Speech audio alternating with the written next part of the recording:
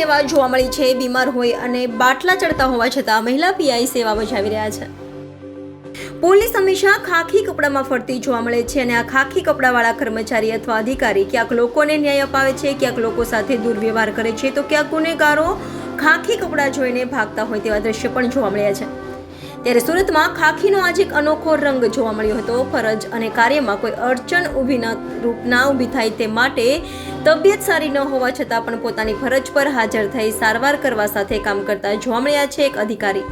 હાલમાં તેમના video social મીડિયામાં વાયરલ થઈ રહ્યા છે। લોકોની સેવા માટે મૂકેલી પોલીસ અનેક વખત વિવાદોમાં આવી ચૂકી છે, ત્યારે સુરતમાં એક પોલીસ કર્મચારીની કામગીરી જોઈને તમને પણ તેમને વંદન અને સલામ કરવાનું મન થશે।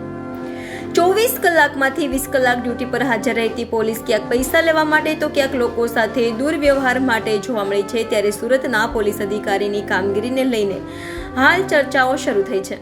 અધિકારી પોતાના કામ અને જવાબદારો પ્રત્યે એટલા વફાદાર છે કે પોતાની તબિયત સારી ન હોવા અને પોતાની થઈ રહેલી તકલીફ અને દર્દ સહન કરી પોતાની ફરજ ઉપર હાજર છે, કારણ કે આજે ભગવાન ગણેશની સ્થાપનાનો દિવસ છે। ઠેર ઠેર ભગવાન ગણેશની સ્વાગત માટે વરઘોડા કાઢવામાં આવી રહ્યા છે। અત્યારે શહેરમાં શાંતિ અને સલામતી રહે તે માટે અધિકારી પોતાના બીમારી વચ્ચે એક બાજુ સારવાર કરી રહ્યા છે તો બીજી બાજુ કામ કરતા જોવા મળી રહ્યા છે। જી હા, વાત થઈ રહી છે સુરતના સરથાણા પોલીસ સ્ટેશનમાં ફરજ બજાવતા મહિલા પોલીસ ઇન્સ્પેક્ટર મીનાબા ઝાલાની, કે જેઓ બીમારી વચ્ચે પોતાની નૈતિક જવાબદારી સમજી રજા ના પાડી પોલીસ સ્ટેશનમાં હાજર રહી કામ તો કરી રહ્યા છે, પણ કામ કરવા સાથે એક બાજુ પોતાની સારવાર કરી રહ્યા છે। ગ્લુકોઝના બાટલા ચડાવી રહ્યા છે અને મેડિકલ ટીમ આવી તેમનું ચેકઅપ પર તેમના પોલીસ સ્ટેશનમાં કરી રહી છે। આવા દ્રશ્ય ગુજરાતમાં તમને ભાગે જોવા મળશે।